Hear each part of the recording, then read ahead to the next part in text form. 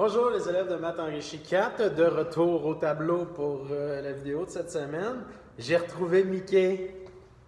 Il est pendu au tableau, c'est malade, hein? Je sais pas pourquoi. Ça fait peur, mais bon. Donc, petit rappel sur tout ce qu'on a fait jusqu'à maintenant.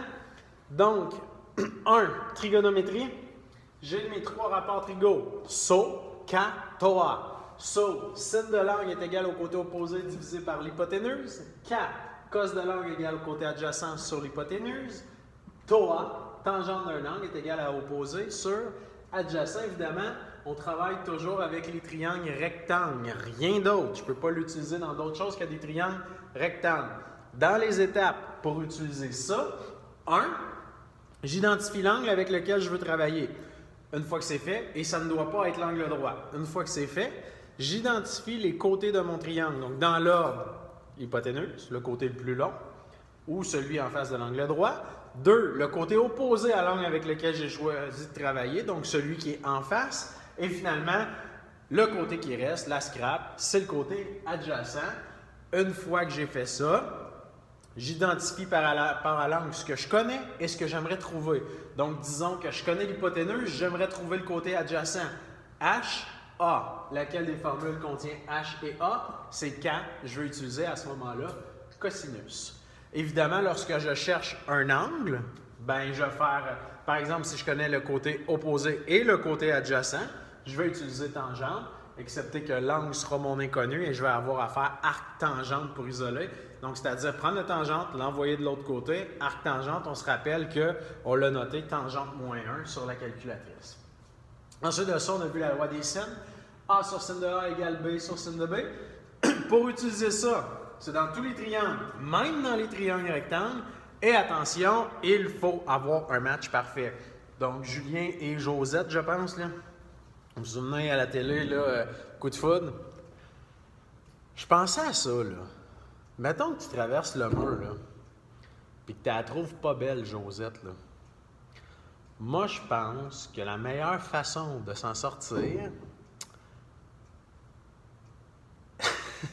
c'est de suriner dessus. T'imagines, tu la trouves, tu fais comme « Oh shit! » Là, elle est contente parce qu'elle te trouve cute, mais toi, tu veux rien savoir, tu fais comme... Et là, tranquillement, tu fais pipi. Elle va voir ça, elle va te trouver crissement dégueulasse, puis elle ne voudra pas avoir la petite soirée avec toi. C'est un bon truc, hein?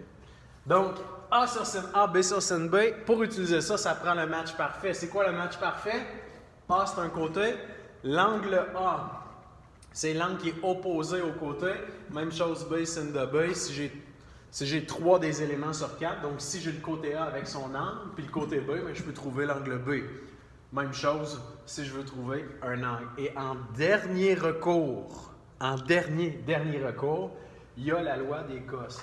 La loi des cos est utile dans tous les triangles. Ouais, pourquoi en dernier recours? Parce qu'elle n'est pas agréable, la formule.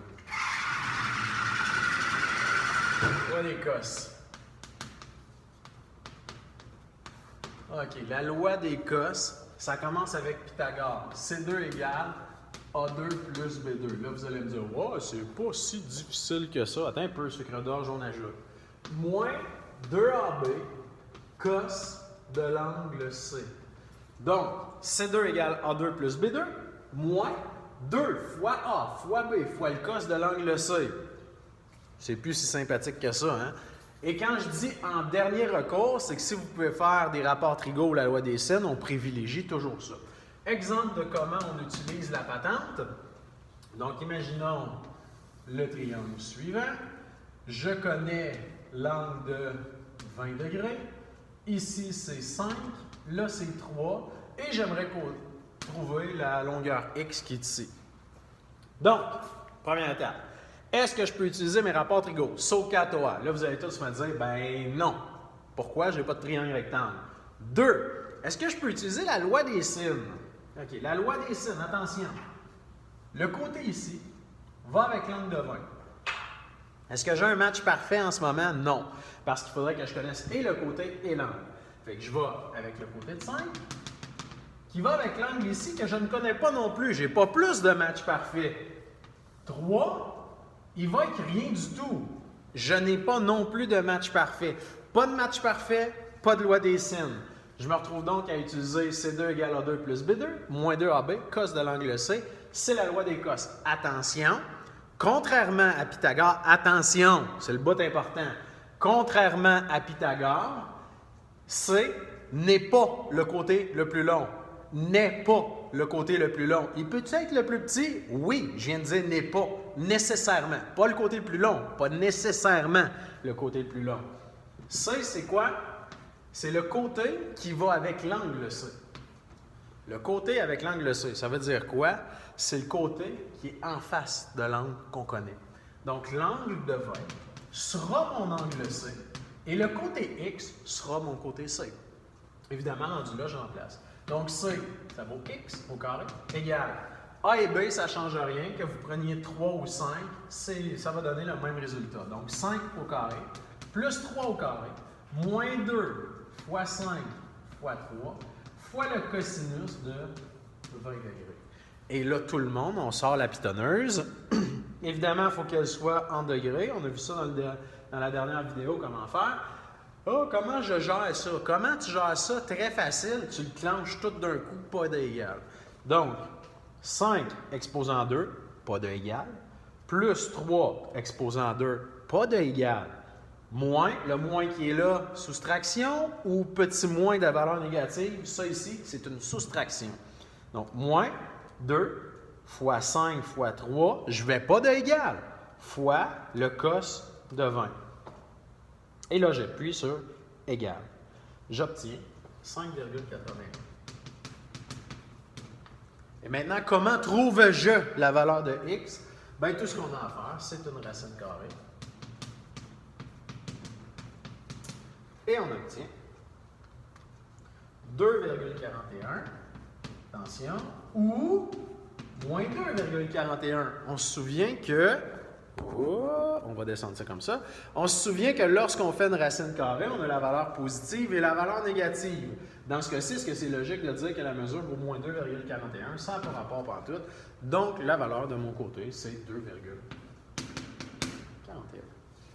Assez simple? Parfait. Maintenant, exemple 2. Là, on cherchait le côté. Relativement facile, vous allez toujours le clencher d'un coup, faire votre racine, c'est réglé. Si on cherche l'angle, et c'est là que ça devient un petit peu moins chic. Imaginons l'exemple 2. Je vais prendre un triangle qui est comme ça. On cherche l'angle ici. Je vous dis que ça, c'est 3. Ça, c'est 4. Ça, c'est 6. OK. On cherche l'angle qui est là. Dans un premier temps, est-ce que je pourrais utiliser les rapports trigaux saugatoires? Non, je n'ai pas un triangle rectangle. Ouais, mais tu ne sais pas s'il est rectangle. Bien, justement, tu ne le sais pas, tu ne le fais pas. 2. Loi des sines. J'ai-tu un match parfait? Je regarde mon côté de 6. Va avec l'angle θ. Je ne connais pas le côté et l'angle ensemble. J'oublie ça. Je regarde mon côté de 4. Ça va. J'ai pas l'angle qui va avec. J'oublie ça. J'ai mon côté de 3. J'ai pas l'angle qui va avec. J'oublie ça. Je ne peux pas prendre la loi des sines. Je n'ai pas de match parfait. Solution, loi des cos. Loi des cos, C2 égale A2 plus B2. Très facile de se souvenir de ça. Comment on fait pour la suite? Moins 2AB cos de C. Moins 2AB cos de C. Moins 2AB cos l'angle C. Donc, petite façon de le retenir. C2 égale A2 plus B2. Moins 2AB cos de C. Moins 2AB cos de C.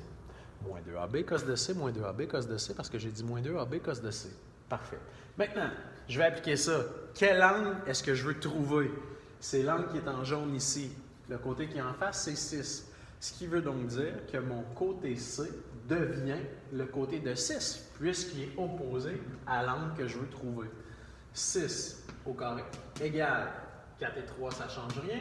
4 au carré plus 3 au carré, moins 2 fois 4 fois 3 fois le cos de l'angle. Bon, on va l'appeler θ, puisqu'on avait mis θ.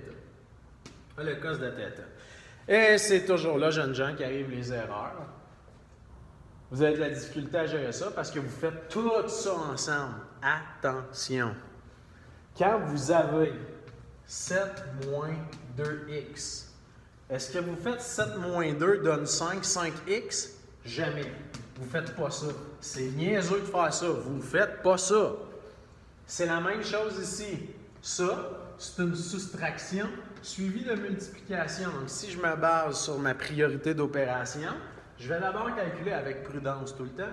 6 au carré 36, 4 au carré 16, 3 au carré 9, moins 2 fois 4 fois 3. Ça, je peux le faire. Il y a de l'amour, je le fais. 2 fois 4, 8. 8 fois 3, 24. 24 cos θ. Ouais, mais là, Julien, on peut-tu faire 16 plus 9 moins 24? Non! Il y a un fois ici. Ceux-là sont en amour. Tu ne peux pas prendre une personne qui n'est pas amoureuse, une personne qui n'est pas amoureuse, et dire je vais soustraire un couple à ça. Ben non. Les deux célibataires sortent ensemble, puis le couple sort ensemble. Bon, pas tout le temps, mais en tout cas, c'est le même pour le besoin de la cause.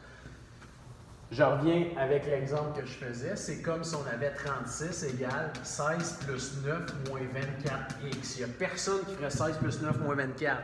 16 plus 9, ça va, mais le moins 24x reste comme ça. Même principe ici. Donc, 36 égale 16 plus 9. Je peux le mettre ensemble, ça fait 25, moins 24 cos θ. Et l'idée rendue là, c'est d'isoler notre angle. Donc, moins 25. 36 moins 25 va me donner 11. Égale moins 24 cos θ. Et bien, rendu là, je vais diviser par moins 24. Moi, j'aime bien le garder en fraction. Ça me permet de garder ma précision, à moins que vous utilisiez la touche Answer ensuite sur la calculatrice. Ça revient au même. Et si je veux isoler mon θ, je vais envoyer le cos de l'autre côté. Je vais donc faire arc cos, ou, si vous préférez en notation, cos moins 1 de moins 11 sur 24. Et ça me donnera la valeur de mon angle. Donc, cos moins 1 de moins 11 sur 24, et j'obtiens 117,28 degrés. On va l'écrire ici. Vous aurez remarqué qu'avec cos, quand je fais cos moins 1, il me donne directement la valeur de l'angle obtus. Contrairement au sinus où j'avais des fois à faire 180 moins le résultat obtenu parce qu'il me donnait que l'angle aigu. Dans les cos, il me donne l'angle obtus direct. Je n'ai pas à toucher à ça. C'était la loi des cos. Donc, deux techniques pour la loi des cos. Un, soit je cherche un côté. Quand je cherche le côté, ben la valeur du C, c'est toujours le côté qui est opposé à l'angle que je connais, avec lequel je travaille. Et je remplace, je calcule, je fais ma racine, c'est réglé. Ça, c'est facile, c'est direct.